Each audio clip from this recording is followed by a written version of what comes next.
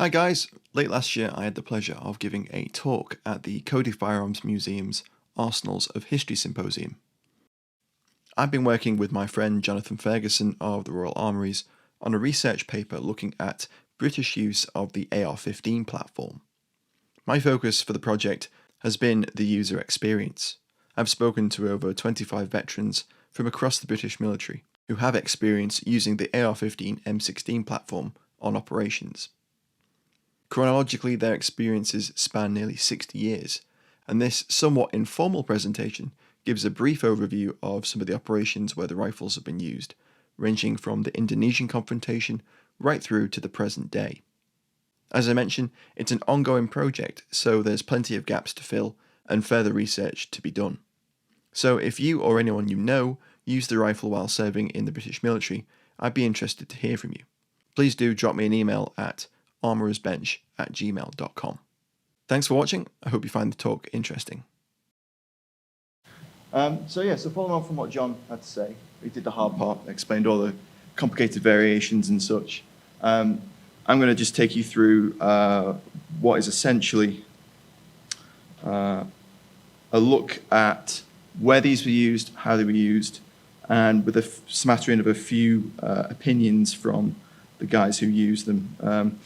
My background as a small arms historian is someone who likes to look at the end user and their user experience. So what I'm hoping to do is just give a little bit of a taste of that, but as Jonathan's already mentioned, it's an ongoing project. So there's gaps and things that we're going to fill out as the paper becomes a fully fledged item. Because I'm at about 7,000 words at the moment. I don't know about you, Jonathan, but there's a fair amount I've still got to cover.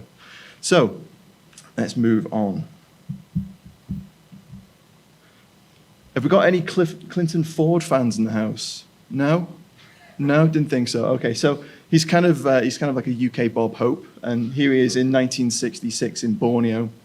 Oh, look at that! It's reformatted my thing. Oh well, never mind. I did this on a Mac, and we're using Windows. Anyway, so these are Royal Marines in Borneo in 1966, and they're proudly showing Clinton Ford, a singer, who was on a combined services entertainment tour, just like they did in Vietnam and Bob Hope. One of their new, well, a couple of years old at this point, AR-15s. So as Jonathan already alluded to, the conflict in Borneo, better known as the Indonesian-Malaysia Confrontation, saw Malaysia request British assistance to prevent Indonesian incursions across their border in an effort to stop Federation of Malaysia, essentially. Basically, as Jonathan mentioned as well, it was what modern terminology would be known as an urgent operational requirement solicitation and procurement. So they're looking for a lightweight weapon that is capable of fully automatic fire that can provide the base of fire and firepower needed for close-range jungle engagements. Up until this point, they've been relying on L1A1 FALs, Sterling L2A3s, which is, as an automatic weapon, is great, but it's 9mm and it's not ideal for penetrating jungle foliage. The SLR is great. You can penetrate jungle foliage, but it's not automatic. And of course, they're also using L4 7.62 Brens as well as shotguns, which was a holdover from the earlier Malay emergency. So, just moving on. These are some absolutely fantastic photographs taken by the photojournalist Sean Flynn, Errol's son. And this is with a detachment of the SAS in 1966. And I love these because it's probably one of the first examples of a craft adaptation. So there's one guy who has created a wooden forward pistol grip rigged onto his rifle with what we call in the UK Jubilee clips, but they're like plumbing clamps. And he's featured in most of these photographs. Got another slide there. So we've got these were all published in the Weekend Telegraph supplement in July '66. But it's a really fascinating insight into the the SAS and how they operated. Haven't been able to find an actual copy, but these are from internet blog that posted up some of them in fairly decent resolution. So we get a little look at those. Now this is a very short clip from a series of short films that were played in UK cinemas as news pieces, and it just shows a little bit of. Yes, this is so period. I love it.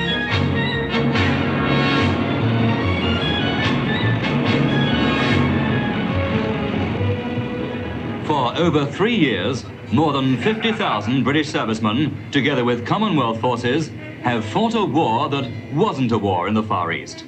They've been policing the rivers and dense jungles of Borneo against raiding guerrilla patrols. So as you can see, that's probably the first time anyone in the UK will have seen an M16, AR-15, well, in colour, definitely, but probably in general. And I just had to include that because it was so period, and it was the narration is amazing. They're all on YouTube if you can find them, and they're brilliant. They do civilian and military aspects of daily life. So this photo is, I had to include this because it comes from a Newcastle Evening Chronicle article by Eric Marshall, who was a reporter that went out and embedded with 4-2 Commando. And it includes what is probably the most based sort of description of an AR-15 in the British public have ever published, press have ever published. He says that it's a short, very light weapon with a 20-round magazine, and you can get away the whole lot on fully automatic in about 4 seconds. And he continues to note that the rifle's construction is from alloy and plastic, ideal for the jungle work it's employed to do. He describes the rifle because he's actually firing it on a snap range, which Jonathan mentioned earlier. So the unit armourer takes him into a clearing, and they run a couple of targets past him, and he manages to hit 18 out of 20 from the magazine he's given. And he describes the weapon as deadly accurate, although he does refer to the ammunition as 255 rather than 223, but we can forgive him for that. But Eric is the chap second from the right. The rest of those guys are from 4-2 Commando. And then just to illustrate that it wasn't just commandos that were using the rifles, we've got Captain Christopher Pike of the Gurkhas, I believe it was the 4th or 5th Gurkha Rifles, there with his rifle. And on the right there, we've got a chap from the Irish Guards who's just hanging out, posing with his AR-15 because, it's Gucci kit, have to. Moving on, this is probably the first example of AR-15, M16 British use outside of the jungle context, which is important because it was adopted specifically as a jungle carbine for jungle warfare, and that's how they kind of got it through past the powers that be. So we've got a section from, I believe it's, again, 4-2 Commando. And Aden is present-day Yemen, if you're unfamiliar. And in 1967, we were withdrawing fully from Aden. Not just Aden, the protectorate, but also Aden, the port city as well. And there was a Marxist guerrilla force, the NFL, who were causing a lot of trouble at the time. So they deployed 4-2 Commando as a sort of covering force for the withdrawal. And you can see here that there's at least 3 guys there with AR-15s. And that's supported by this photograph, which is, again, some Royal Marines at Komaska airfield. We've got a full gamut of period weaponry here. We've got the L7 GPMG. We've got at least 2 guys with AR-15s. And then the rest of them have got L1A1 SLRs as well. And they're decked with enough linked ammo there to hold the fort. So, moving on quickly, this is again Aden. This is from an observation post during the actual withdrawal. So we'll move on to Operation Banner, which Jonathan mentioned. And probably the first use of the platform in Northern Ireland was with the SAS in the 70s. And from there, it goes through a whole gamut of ad hoc and less ad hoc units throughout the very long operational period of 1969 through to 2007. We've got units including the Military Reconnaissance Force, the MRF, the Northern Ireland Patrol Group, the Northern Ireland Training Advisory Team Intelligence, and the Forces Research Unit as well. And these are all units that are intelligence-based, and they're doing either observation posts, recce work, or they're actually working as QRF, Quick Reaction Forces, to support the SAS and military intelligence in a counterinsurgency role. So the regular Army's use of the platform came about first through what were known as close observation platoons and close observation troops, depending on whether the unit they were drawn from was an infantry battalion or a mounted cavalry, traditional cavalry. They'd be a troop, infantry would be a platoon. And these guys went through a sort of hybrid selection process that would be recognizable to the commando course and the SAS.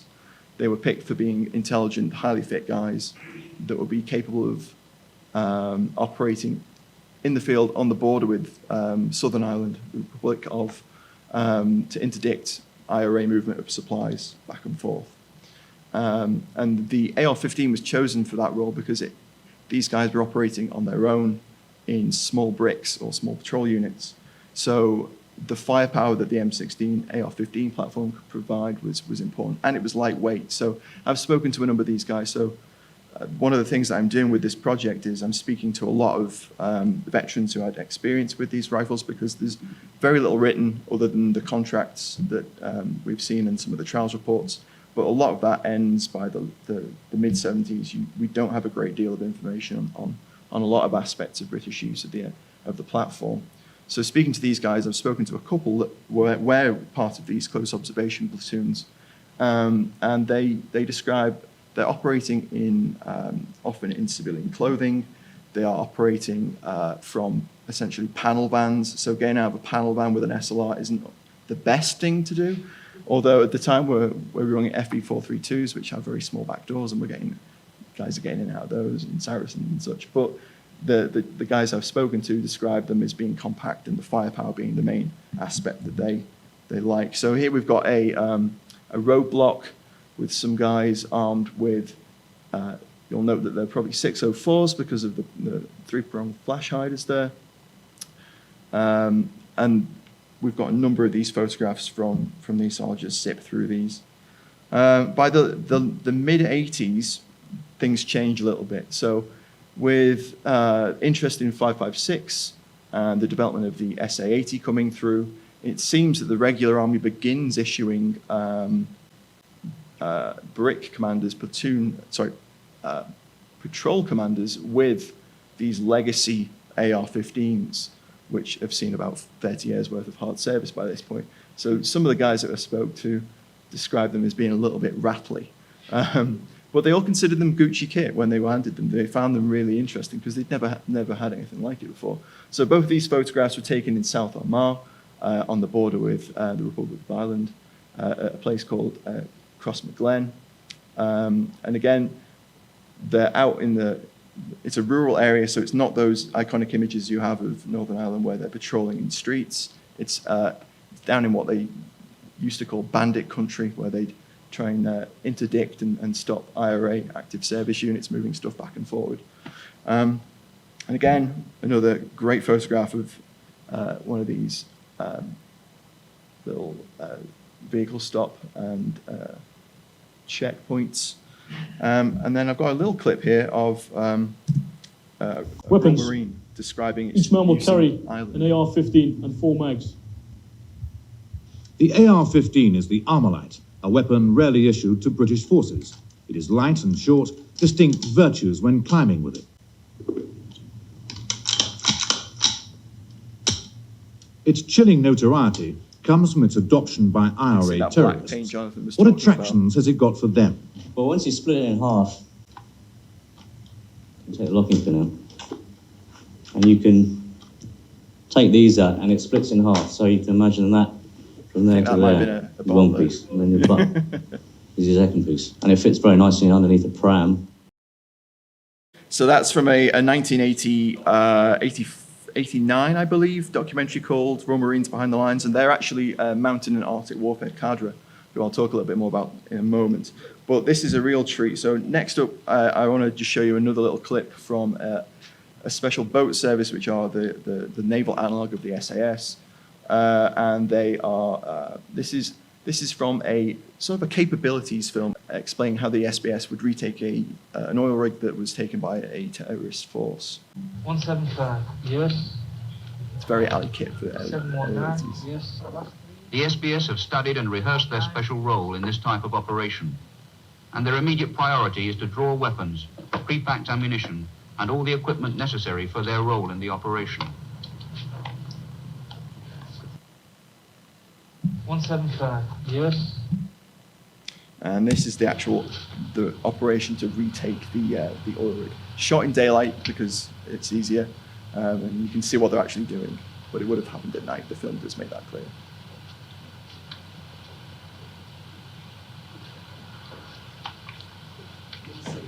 Yeah, there's some interesting holds on some the of main these deck, MAC-10s. two of the break-in group place a charge on the wall of the canteen where the two hostages are being held. The other two members of the break-in group guard the telex room. The success of the operation depends on precise timing. So as you can see there, again, it's those same AR-15 M16s that were purchased initially for the use in Borneo, and they're still within inventory. So sticking with Special Forces use, moving away from the SBS, Oman is a relatively little-known military intervention by the UK. And interestingly, there is some evidence to suggest, and I've spoken to a veteran, an SAS veteran, of the operations, who confirmed that M16 and AR-15 pattern weapons were used, despite the fact that they were engaging over quite open ground and long distances, where the SLR and the GPMG would have probably been better suited. And then, as Jonathan mentioned earlier, Belize, and this is probably where the most regular British Army soldiers come into contact with the AR-15 family of rifles. And this is a photograph of 1st Gordon Highlanders in 1981. But I've spoken to a number of guys, and I'll talk a little bit more about this in a moment. But the whole reason they were in Belize is once it gained its independence, they were working to deter Guatemalan incursions across the border and to interdict drug trafficking. So a battalion of British, a battalion-sized unit would cycle through on a 6-month tour. And I've spoken to guys that were in regular infantry units, Royal Engineers. Belize is maintained by the UK as a training station for tropical warfare. But I'll talk a little bit more about Belize in a moment. And then we've got Operation Corporate, the Falklands, in 1982. Again, the majority of the use of the platform was from members of what would be considered special forces. So we're looking at 22 SAS, we're looking at SBS, Royal Marine Commandos to a degree, but definitely the mountain and Arctic warfare cadre of the Royal Marines. And another really interesting unit I'll mention in a moment. So this photograph is of the mountain and Arctic warfare cadre. It's a training cadre, specifically with all these guys being highly experienced Royal Marines commandos, and they're being trained to then be mountain leaders. So operating in Arctic and high altitude locations, free climbing, that sort of thing. So you can understand why they will prefer the lightweight rifle of the AR-15 M16 over the SLR. And the majority of the guys here are actually armed with AR-15 pattern rifles. Obviously, the most famous Special Forces operation of the Falklands campaign was probably the raid on Pebble Island by D Squadron SAS, where the majority of the guys were armed with the rifles. But perhaps most interestingly, from my point of view, just to move on a little bit quicker than I normally would, but this is a still from an unpublished film made by the Royal Marines that recreates the skirmish at Top Mallow House, which was an Argentine commando patrol base. And they made a film about it a couple of years after the war called Firepower, and this is a still. Now, you'll note here that they've fixed bayonets, and this is probably the only time a British military unit will have fixed bayonets in action on a AR-15 M16 pattern rifle, which I think is exceptionally interesting. There's a really interesting Forces Network or Forces News video on YouTube with the commander of the cadre, Rod Boswell, who talks about the actual operation, and he talks about how he held up his bayonet and waved it to the rest of the lads, and they all fixed bayonets. Let's see. So it wasn't only the Arctic warfare cadre that carried out the rifles. Here we've got an RSM from 4.5 Commando who's got an interesting scrim wrap, probably for breaking up the pattern of the rifle, and also possibly for cold weather use as well. These guys are interesting. The chap in the middle is Hugh McManus, and they are from. Let me just check this in my notes. They are from 148 Commando Forward Observation Battery, essentially a forward observation unit responsible for directing artillery and naval gunfire support. So these guys would go out on rowboats and sit in the middle of freezing Falklands Sound and other inlets and direct fire. And then they'd also do it from the tops of recently secured hills and ridges. So you'll notice that the chap in front here has a nicely painted AR-15, but note that it's a 30-round magazine rather than the 20 that we're often seeing. There's a story from one SAS veteran who says that these were sent over with a number of Stingers from Delta Force. That I'm still trying to confirm whether that's true or not, because he also says that they also sent a number of A2s, which would be very interesting if it was true, but there's no photographic evidence to support that. But the most interesting element of this photograph is the rifle or carbine that McManus is holding there. He's holding what we think is a 6.53. We talked about this the other day, but it's... Yeah, he's covering the most identifiable aspect of the carbine. And that is the only one that I've seen in any photographs from the Falklands. So very interesting. I mean, where he got it from, I'm not sure. I have reached out to him, and hopefully he'll get back to me, and that can make it into the paper when it becomes a little more fleshed out. Now, these two guys are really interesting. They are from the Commando News team that accompanied 3 Commando Brigade. On the right there, we've got Peter Holgate, who was a photographer. If you've ever seen the famous photograph of the Royal Marine yomping towards Stanley with the Union Jack flag on an antenna, radio antenna, he took that photograph. And that's his commanding officer there, Dave Nichols. And they've both acquired these AR-15s from the Mountain and Arctic Warfare Cadre. They borrowed and steeled. I believe Nichols had done the course and knew the RSM, and they were able to get hold of the rifles, because otherwise they were actually just carrying Browning high powers. Not ideal. And then moving back a little bit, I've got this great little clip of some Gurkhas in training in Hong Kong in about 65, 66.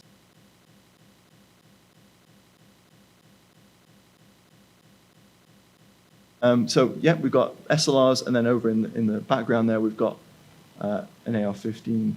So it's super short, but it just illustrates that these rifles are no longer just being held in Borneo, and that they're elsewhere. Again, this is a photograph from, I believe, the mid-1980s, and this illustrates that these rifles have stayed on station in the armories of the Hong Kong garrison, right through from the 60s through probably still there when we handed back in 1997. And this is a member of the, I think, 2 Para. And speaking of the armories, this is a couple of stills from a documentary about the Gurkhas that shows the interior of the Hong Kong garrison, one of the Hong Kong garrison's armories, with SLRs and M16, AR-15 pattern rifles side by side in the racks. This is what I think is possibly one of the most interesting aspects that I've discovered through talking to veterans. the members of the RAF regiment, which is the RAF security and air-based and airstrip defence sort of unit that is tasked with local defence and security of air bases, worked in partnership with the US Security Forces squadrons in the 80s at US-operated RAF bases, including RAF Mindenhall, Molesworth, and Greenham Common. And in the mid-80s, elements of the RAF regiment were seconded to these bases and worked basically in 50-50 squadrons, defense squadrons, with their American counterparts. They maintained their standard DPM uniforms and sometimes their belt kit. But interestingly, they were issued with M16 A1s with 30-round magazines out of US Air Force stores. So they were running around southern England in Humvees with US rifles and M60s. One of the chaps I spoke to, who was attached to B Flight 501st Tactical Missile Squadron at Greenham Common, said that when they initially joined the unit, US instructors taught them, but once they realized that the UK actually had some training materials, which Jonathan's already shown, the Royal Marines handbook. In the 70s, the British Army also printed a number of pamphlets. That was handed off to RAF regiment instructors, and he said that there was quickly a healthy hope of out-shooting the American compatriots. So there was a little friendly rivalry going on. And then moving through to the Gulf War, this is a great photograph illustrating the weapons that were used. So we've got FM Minimes and M203 grenade launcher fitted to what I think are 702s or 715s. I think we get a better look at some of these in these photographs. This is another squadron, another troop rather, from the SAS, not Bravo 20, one of the other more successful operations. And again, we've got another one of these interesting carbines, one of the 7 series that Jonathan mentioned, and one of the 203 fitted full-length rifles.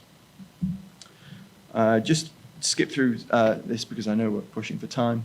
Sierra Leone in 2000, these are members of, I believe, again, D Squadron SAS, and they're armed with, as we can see there, they are definitely armed with 715s and the Mini-Me as well. The Pathfinder regiment that was in Sierra Leone and deployed with, I think it was 1 para, were extremely annoyed to have had their older AR-15 pattern rifles taken off them and replaced by SA-80 A1s. And there's numerous accounts of them not being too pleased about that, as you can imagine. Moving through to Afghanistan, this is Sergeant Bleaky, who I believe was with 2 para. And he shared a number of photographs up on the Paradata website, which is a website dedicated to the parachute regiment's history. And as you can see, he's got a fairly kitted out DeMarco-made L119A1, which is incidentally the first AR pattern rifle to get a UK land designation, an L designation, which is something that I'd always wondered, and I'd spoken to Jonathan about this a number of years ago. Were the earlier AR-15s given a land designation? They weren't. So, yeah. So they just maintained the manufacturer nomenclature. Some more photographs. These are taken from Herrick, I believe. I want to say 8, but it's Helmand in about 2011, 2012. And as you can see, rail covers, Trijicon ACOGs, forward grips, quite Gucci kit at this point. And then this is a little clip of the rifles actually in action from a 2008 Sky News documentary called Pathfinders into the Heart of Afghanistan. The platoon has a simple motto. First in. Operating alone, they go further and deeper into the heart of enemy territory than any other regular unit.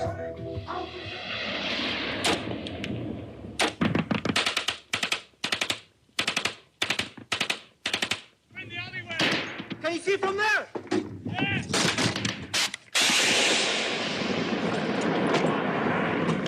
Afghanistan. more importantly, it's what they actually want to do. There's much debate about the treatment and demands placed on all military personnel deployed to this most dangerous place of operations.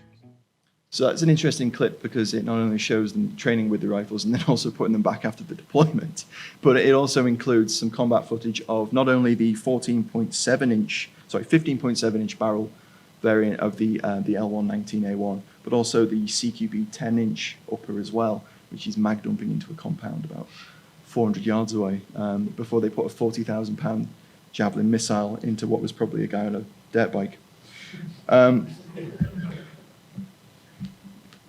This is supposedly a very rare photograph of SAS on operations in Afghanistan in 2014.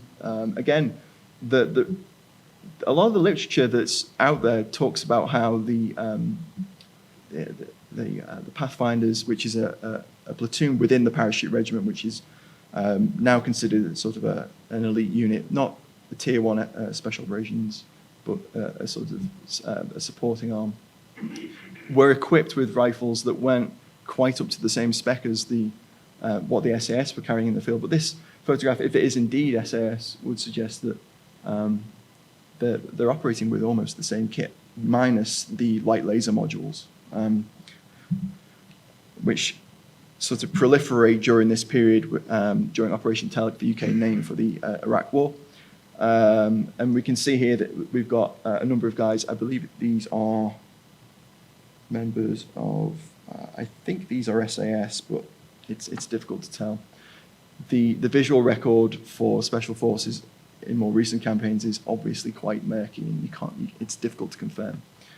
So we've got L119A1s again, but we've got some guys with laser light modules, foregrips, some jungle magging going on. We've got at least 3 guys have got mags taped together there. Another little close-up there. So as we can see, they're continuing with the Trichicon ACOGs, light laser modules, and the foregrips. So moving on to current use, and then I know we're pushing for time, so I'll just move through this fairly quickly. We see the CQB upper there on an L119A1. They haven't swapped out for a newer buttstock, magpul, or the like. And these legacy weapons are still being used after I believe some upgrades in the 2010s were done. But that's more of a research area for the future as well. And then perhaps one of the most recent famous photographs is Chris Craighead in Nairobi with an L119A2, which was adopted in, I believe, 2014, 2015. And that was a Colt Canada-made rifle with a number of changes. And he's seen here with a SIG Romeo optic, LMT suppressor, laser light modules, etc. There aren't a great many photographs, so this is that's why this is one of the more prominent examples of it in use. Then moving on to the future, as Jonathan alluded to earlier, the Ranger rifle project is ongoing currently, and we have the Daniel Defense M7, the Haenel 5.56, the SIG, the brand new SIG Spear LT in 5.56, and of course the HK 416A. I believe it's going to be the A5 or A7 models that are entered. But there also might be an entry from a relatively little-known European gunmaker, Glock, the GR115F, which has recently surfaced in photographs. We can't confirm that it's one of the rifles that are being tested in the Ranger rifle program, but we do know that it's been played with by the SAS. I've had that much confirmed to me, and Glock have confirmed that it was made for a solicitation for a European buyer. But I'd just like to say thank you for listening. Thank you for having us, and I've really enjoyed listening to everyone speak this weekend. And also thank you to Danny and the CFM and all the staff here at the Buffalo Bill Centre of the West for hosting us, and it's been thoroughly enjoyable. Thank you.